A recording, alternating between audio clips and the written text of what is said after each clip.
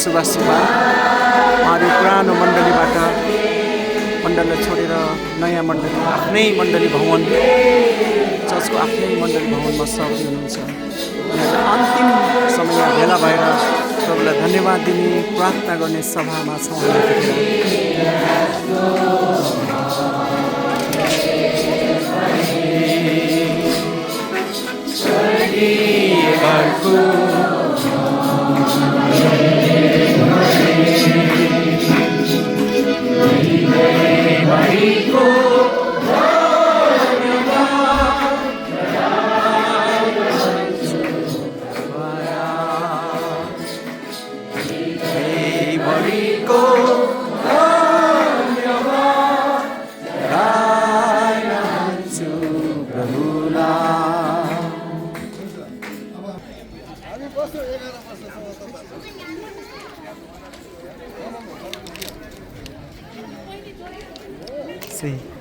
पुरानो मण्डली भवन चाहिँ भाडामा थियो। धेरै वर्ष यो ठाउँमा सेवा सङ्गतिहरू गरियो। धेरैजना मानिसहरूले प्रभु येशूलाई मुक्तिदाताको रूपमा पाउनुभयो। यो ठाउँबाट धेरैजनाले पानीको बप्तिस्मा लिनुभयो, बाइबलले शिक्षाहरू हासिल गर्नुभयो यही ठाउँबाट। अनि यो सेवाको अगुवाई गर्ने पास्टर सुभाष सुब्बाजी हुनुहुन्छ। हामी यतिखेर नयाँ मण्डली भवनमा जाँदैछौँ।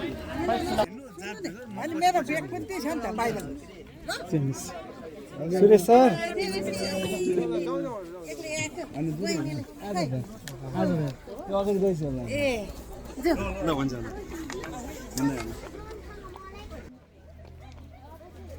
अलि जवानहरूले ट्राफिकको काम गर्नु है उता भाइ भोजन गाउनु न।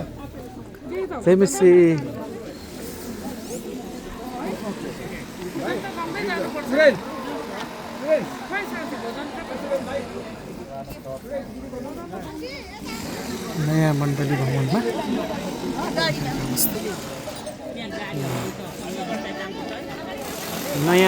भवनमा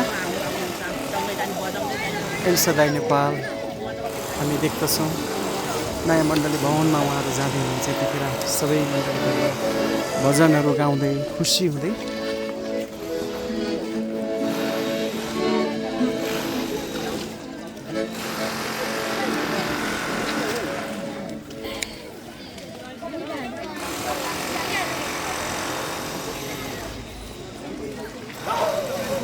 परमेश्वरको राज्य विस्तारको लागि हामी यहाँ माधव पशुपालन देख्छौँ।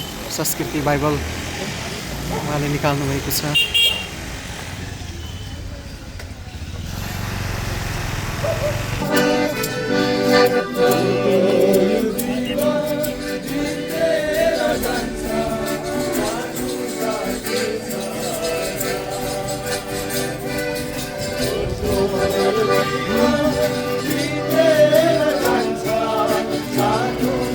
पुरानो मण्डलीबाट नयाँ मण्डलीमा विश्वासीजनहरू जाँदै गर्नुभएको यो दृश्य डाक्टर सुभाष सुब्बाको यो चाहिँ मण्डलीबाट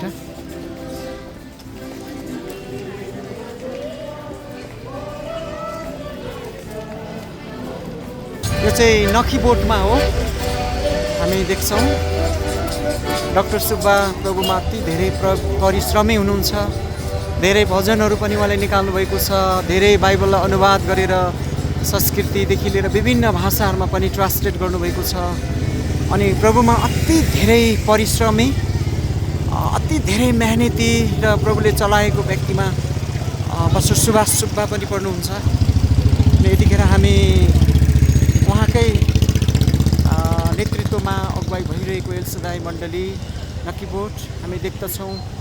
साँच्चै नै यहाँ धेरै धेरै धेरै प्रभुको जनहरू खुसी हुनुहुन्छ, आनन्दित हुनुहुन्छ। यतिखेर हामी यो नयाँ मण्डलीमा गइरहेको दृश्य यो चर्चको सबै फ्यामिली परिवारहरू नयाँ मण्डलीमा जाँदाखेरिको अवस्था, बाटो पनि बन्द भएको छ, जाम भएको छ। यहाँ विश्वासी जनहरूले